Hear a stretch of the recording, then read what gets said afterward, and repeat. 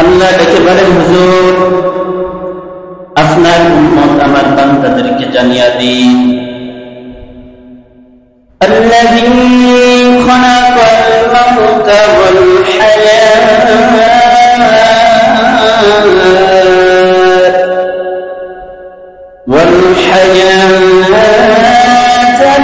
লিয়াবলুয়াকুম আইয়ুকুম আহসানু আমালা। আল্লাহু আকবার। আল্লাহ বলছেন, হুজুর আপনার উম্মত আমার বান্দাদেরকে জানিয়ে দিন, আমি আপনার উম্মতকে মৃত্যু নামক একটি বস্তু দান করিয়াছি। এই মৃত্যু নামক বস্তুটা ভয়ঙ্কর একটা বস্তু। কেমন মৃত্যু সৃষ্টি করেছেন আল্লাহ কিতাব থেকে জানতে পারে গেল। কিতাব গবেষণা করে দেখছি, রাসূল আরবি সাল্লাল্লাহু আলাইহি ওয়াসাল্লাম উম্মতি মুহাম্মাদীকে বলছেন, অ্যাটেনশন প্লিজ, গভীর মনোযোগ। নবীজি বলেন, মৃত্যু এমন একটা ভয়ঙ্কর জিনিস যেটা শুধু মানুষ নয়, ফেরেশতা কুল পর্যন্ত এই মৃত্যুকে ভয় পেয়েছে। চিৎকার মেরে বলি সুবহানাল্লাহ। মৃত্যু কেমন ভয়ঙ্কর, কিতাবের ভিতর কিতাব লেখেন, আল্লাহ লিপিবদ্ধ করেছেন। ও আমার উম্মতের দল, অ্যাটেনশন প্লিজ, গভীর মনোযোগ। মৃত্যু এমন একটা বস্তু, আল্লাহ তাআলা যেমন আকাশ সৃষ্টি করেছেন, তার সৌন্দর্যতা আল্লাহ তাআলা দান করেছেন। আল্লাহ তাআলা জমিন সৃষ্টি করেছেন, তার সৌন্দর্যতা দান করেছেন। আল্লাহ তাআলা গাছপালা তরুলতা সৃষ্টি করেছেন, তার সৌন্দর্যতা দান করেছেন। আল্লাহ তাআলা পশু পাখি গরু ছাগল হাঁস মুরগি যেই প্রাণীকে আল্লাহ তাআলা সৃষ্টি করেছেন, তার একটা আকৃতি সৌন্দর্য দান করেছেন। আল্লাহ তাআলা ঠিক তেমনি ভাবে প্রত্যেক বস্তুর যেরকম আকৃতি সৌন্দর্য রয়েছে, আল্লাহ তাআলা মৃত্যু নামক বস্তুকেও ঠিক তেমনি ভাবে একটি আকৃতি দিয়ে দান করেছেন। চিৎকার মেরে বলি সুবহানাল্লাহ। কেমন আকৃতি আল্লাহর কিতাবের ভিতরে লিখেন। আল্লাহ তাআলা সমস্ত ফেরেশতাদেরকে কাতারবদ্ধ করলেন, সারিবদ্ধ করলেন।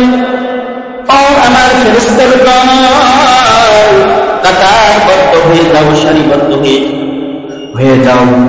অ্যাটেনশন প্লিজ, গভীর মনোযোগ সহকারে শ্রবণ করবেন। সমস্ত ফেরেশতা মণ্ডলীগুলো কাতারবদ্ধ হয়ে গেল। সেই কাতারের সামিল করলেন আল্লাহ তাআলা মৃত্যু নামক বস্তুকে। আল্লাহ তাআলা মৃত্যুকে 100 আবরণ দ্বারা আবৃত করে ফেরেশতাদের কাতারের ভিতরে আবদ্ধ করে দিলেন। কিতাবের ভিতরে লেখেন, এই মৃত্যুর জন্য কেমন ভয়ঙ্কর একটি বস্তু। খেয়াল করে শুনবেন, গভীর মনোযোগ সহকারে শুনবেন। এমন একটা ভয়ঙ্কর জনক বস্তু। পৃথিবীর ভিতরে কয়েকজন ফেরেশতা রয়েছেন, ফেরেশতা মণ্ডলী রয়েছেন, যাদের আল্লাহ তাআলা আকৃতি এমন দান করেছেন যেটা আপনার আমার চিন্তাধারা, আপনার আমার গবেষণার বাইরে। যেমন হযরত জিবরাইল আলাইহিস সালামকে, যেমন হযরত আজরাইল আলাইহিস সালামকে আল্লাহ তাআলা এমন আকৃতি করেছেন। কিতাবের ভিতরে লেখে, জমিনের ভিতরে যে সাগরগুলো রয়েছে, উপসাগরগুলো রয়েছে, খাল নদী নালা পুকুর পুষ্করিণীগুলো রয়েছে, প্রত্যেকটা খাল বিল পুকুর পুষ্করিণীর ভিতরে, সাগর উপসাগর মহাসাগরের আল্লাহ তাআলা যে পানি দান করেছেন, এই দানের ভিতরে এত পরিমাণ পানি আল্লাহ তাআলা দান করেছেন। এভাবে এই পানিগুলো যদি হযরত জিবরাইল আলাইহিস সালামের এবং হযরত আজরাইল আলাইহিস সালামের মাথার ভিতরে ঢালা হয়, সমস্ত সাগর উপসাগর, সমস্ত খাল বিল নদী নালার পানিগুলো যদি হযরত জিবরাইল আলাইহিস সালাম অথবা হযরত আজরাইল আলাইহিস সালামের মাথার ভিতরে ফেলা হয়, কিতাবরা লিখছেন এক ফোঁটা পানি হযরত জিবরাইল এবং হযরত আজরাইল আলাইহিস সালামের পায়ের সাথে স্পর্শ করতে পারবে না। চিৎকার মেরে বলি সুবহানাল্লাহ। আর সুবহানাল্লাহ। তবে কত বড় করে আল্লাহ তাআলা এই ফেরেশতাদেরকে তৈরি করেছেন। আমরা যেটা জানতে পেরেছি বৈজ্ঞানিকদের গবেষণা অনুযায়ী, পৃথিবীর ভিতরে আল্লাহ তাআলা 3 ভাগ পানি দিয়েছেন, 1 ভাগ মাটি দিয়েছেন। আর এই সমস্ত পানি যদি হযরত আজরাইল আলাইহিস সালাতু ওয়াস সালাম এবং জিবরাইল আলাইহিস সালাতু ওয়াস সালাম যে কোনো একটি ফেরেশতার মাথার ভিতরে ঢালা হয়, ফেলে দেওয়া হয় সমস্ত পানিগুলোকে, তা এই পানি পায়ের নিকটে আসতে আসতেই সমস্ত পানিগুলো শুকিয়ে শেষ হয়ে যাবে। চিৎকার মেরে বলি সুবহানাল্লাহ। তবে কত বড় আল্লাহ তাআলা ফেরেশতাদেরকে তৈরি করেছেন। এই ফেরেশতাদেরকে সারিবদ্ধ করা হয়েছে। আল্লাহ তাআলা মৃত্যুর যে আবরণ দ্বারা ঢাকা রাখছিলেন, আবদ্ধ করে রাখছিলেন 100 আবরণ, আল্লাহ তাআলা মৃত্যু নামক এই বস্তুকে খুলে দিলেন, ওপেন করে দিলেন। কিতাবুল্লাহ কিতাবের ভিতরে লেখেন, মৃত্যুর যে সময়, মৃত্যুর যুদ্ধ যে সময় এই বস্তুটিকে দুনিয়ার জিন্দেগির ভিতরে হযরত ফেরেশতাদের সামনে যে সময় উপস্থাপনা করা হলো, এত গর্জন, এত হুঙ্কার দিতেছেন মৃত্যু। মৃত্যুর হুঙ্কার শুনে সমস্ত ফেরেশতাগুলো, আল্লাহ তাআলার ফেরেশতা, নির্মিত ফেরেশতাগুলো বেহুশ হয়ে পড়ে গেলেন। শুধু তাই নয়, মালাকুল মাউত শুধু তাই নয়, হযরত জিবরাইল আলাইহিস সালাতু ওয়াস সালাম পর্যন্ত মৃত্যুর ভয়ঙ্করে সাথে সাথে জমিনের ভিতরে বেহুশ হয়ে পড়ে গেলেন। চিৎকার মেরে বলি সুবহানাল্লাহ। আর জোরে বলি সুবহানাল্লাহ। সম্মানিত হাজিরিন,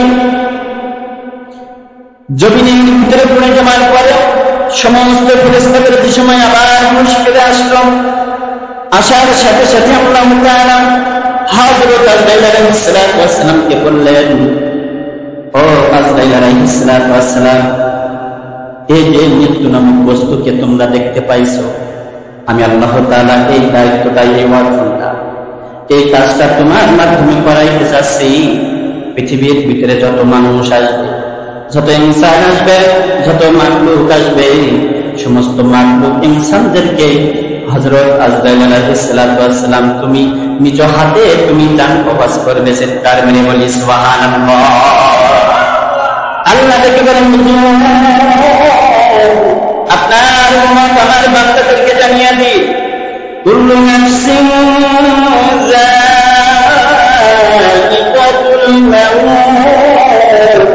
পৃথিবীর ভিতরে যত মাখলুক এসেছে, যত ইনসান এসেছে, সকলকে মৃত্যুর স্বাদ গ্রহণ করতে হবে। আপনার বাড়ির বিড়ালটাকে মৃত্যুর স্বাদ গ্রহণ করতে হবে, আপনার বাড়ির কুকুরটাকে মৃত্যুর স্বাদ গ্রহণ করতে হবে, আপনার বাড়ির যতগুলো পশু পাখি রয়েছে, হাঁস মুরগি সহ, ছাগল গরু সহ সমস্ত মাখলুকদেরকে মৃত্যুর স্বাদ গ্রহণ করতে হবে। কেউ এই মৃত্যু থেকে পলায়ন করতে পারবে না। শুধু তাই নয়, আল্লাহ তাআলা যত জীবজন্তু, যত গাছপালা, তরুলতা দুনিয়ার জিন্দেগির ভিতরে পাঠিয়েছেন, সমস্ত মাখলুকদেরকে হযরত জিবরাইল আলাইহিস সালাতু ওয়াস সালামের মাধ্যমে আল্লাহ তাআলা সকলকে হযরত আজরাইল আলাইহিস সালাতু ওয়াস সালামের মাধ্যমে জান কবজের সুব্যবস্থা করে রেখেছে। চিৎকার মেরে বলি সুবহানাল্লাহ।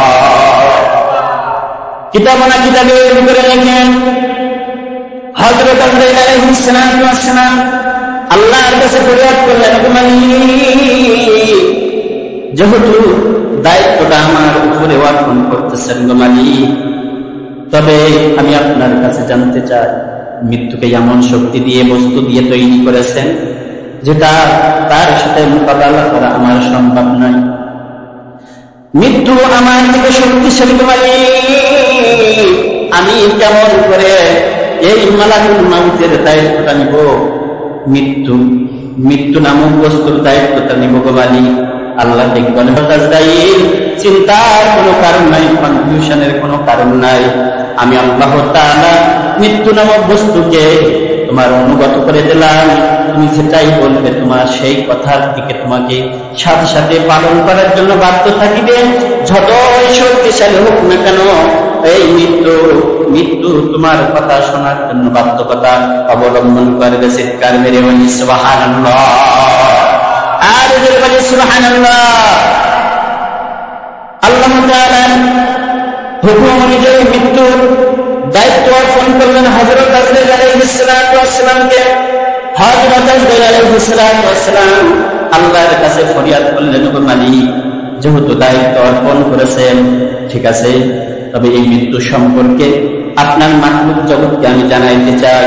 আমি একটু মাখলুক জগৎকে জানাইতে চাই, সকলকে আমি এই ইলান দিয়ে সকলকে অবগত করতে চাই, মৃত্যু নামক বস্তুকে আল্লাহ তাআলা তৈরি করেছেন। হযরত আজরাইল আলাইহিস সালাতু ওয়াস সালামকে অনুমতি দেওয়া হলো, যাও দুনিয়ার জিন্দেগির ভিতরে। হযরত আজরাইল আলাইহিস সালাতু ওয়াস সালাম পৃথিবীর ভিতরে আগমন করলেন। সমস্ত সৃষ্টি জগৎকে ডেকে ডেকে বলেছেন, ও সমস্ত সৃষ্টি জগৎ, এই পৃথিবীর ভিতরে মালাকুল মউত হিসেবে আমাকে বিবেচিত করা হয়েছে, আর মৃত্যু নামক বস্তুর দায়িত্ব আমাকে দেওয়া হয়েছে। তোমাদের সমস্ত মাখলুকিয়াত মৃত্যু জান কবাজ করব আমি হযরত আজরাইল আলাইহিস সালাতু ওয়াস সালাম। এমন সময় আসবে মায়ের কোল থেকে আমি সন্তানকে আলাদা করে ফেলব। এমন সময় আসবে সন্তানের কোল থেকে মাকে আলাদা করে ফেলব। এমন সময় আসবে সন্তানের কোল থেকে বাবাকে আলাদা করে ফেলব। এমন সময় আসবে আমি সন্তানের কোল থেকে যেভাবে বাবাকে আলাদা করব, ঠিক তেমনি ভাবে বাবার কোল থেকে সন্তানকে আলাদা করব। এমন কঠিন একটা দায়িত্ব আমাকে দিয়েছে। ও সমস্ত মাখলুক জগৎ শুনে রাখো, এমন একটা ভয়ঙ্কর বস্তু আমাকে দান করা হয়েছে। যদি তুমি গুনাহগার হয়ে থাকো, এই মৃত্যু নামক বস্তু তোমাকে এমন ভাবে গ্রাস করবে, এমন ভাবে কষ্ট দিবে, তোমার চিন্তার বাইরে, তোমার গবেষণার বাইরে এমন কষ্ট তোমার জিন্দেগির ভিতরে নেমে আসবে। মদিনার নবীকে বলে, ওয়ালাল মুদ্রাদাল, অ্যাটেনশন প্লিজ, গভীর মনোযোগ। মদিনার নবী বলেন, যে সমস্ত গুনাহগাররা মৃত্যুর স্বাদ গ্রহণ করার জন্য বিছানায় শায়িত থাকবে, হযরত আজরাইল আলাইহিস সালাতু ওয়াস সালাম জানটা কবজ করার জন্য তার বুকের ভিতরে হাতটা অর্পণ করে দিবেন। তার রূহ নামক বস্তুটি, মওত নামক বস্তুটি শুধু ছটফট করতে থাকবে, সমস্ত সেরা উপসার ভিতরে এখানে পালায়ন করতে থাকবে, ওখানে পালায়ন করতে থাকবে। নবীজি বলেন, আমার উম্মতের ওই রূহগুলোকে একবার পায়ের অপর পায়ের মাথা পর্যন্ত চলে যাবে, সেখান থেকে দৌড় দিয়ে মাথার দিকে চলে আসবে, সেখান থেকে দৌড় দিয়ে পায়ের অন্য প্রান্তে চলে যাইবে। গুনাহগারের মৃত্যু বাইর হবে না, কষ্ট মনে করবে যেন সাত আসমান জমিন তার বুকের ভিতরে চাপিয়ে দেওয়া হয়েছে। নবীজি বলেন, একবার তার হাতের অন্য প্রান্তের ভিতরে রূহ চলে যাবে দৌড় মারিয়া, আরেকবার দৌড় দিয়ে হাতের অপর প্রান্তে চলিয়া যাবে দৌড় দিয়া। কেমন কষ্ট হইতে থাকবে। নবীজি হাদিস শরীফের ভিতরে আরো বলেন, ওরে আমার উম্মতের দল, গুনাহগারের মৃত্যু এমন কঠিন হবে, যেরকম একটা দুনিয়ার জিন্দেগির ভিতরে একটা জানোয়ার হতবা হতে পারে, দুম্বা হতে পারে, উট হতে পারে, ছাগল বা ছাগল হতে পারে, যে প্রাণী হতে পারে না কেন, এই প্রাণীকে যদি জিন্দা অবস্থায় তার গায়ের থেকে যদি চামড়া যদি ইসলাম হয়, তার গায়ে থেকে যদি চামড়া ছাড়ানো হয়, নবীজি বলেন, একবার নয়, দুইবার নয়, তিনবার নয়, 10 বার নয়, 20 বার নয়, 100 বার ছাড়াইলে জ্যান্ত পশুর গায়ে থেকে একটা চামড়া ছাড়াতে যেরকম কষ্ট হইবে 100 বার, নবীজি বলেন ওই সমস্ত বার আমলকারীদের রূহ বাহির করার সময় আল্লাহ তাআলা এমন কষ্ট দিয়ে আল্লাহ তাআলা দান করেছেন, সেটাকে টেনে হিঁচড়ে হযরত আজরাইল আলাইহিস সালাতু ওয়াস সালাম বাইর করবে। চিৎকার মেরে বলি নাউজুবিল্লাহ, আর জোরে বলি নাউজুবিল্লাহ।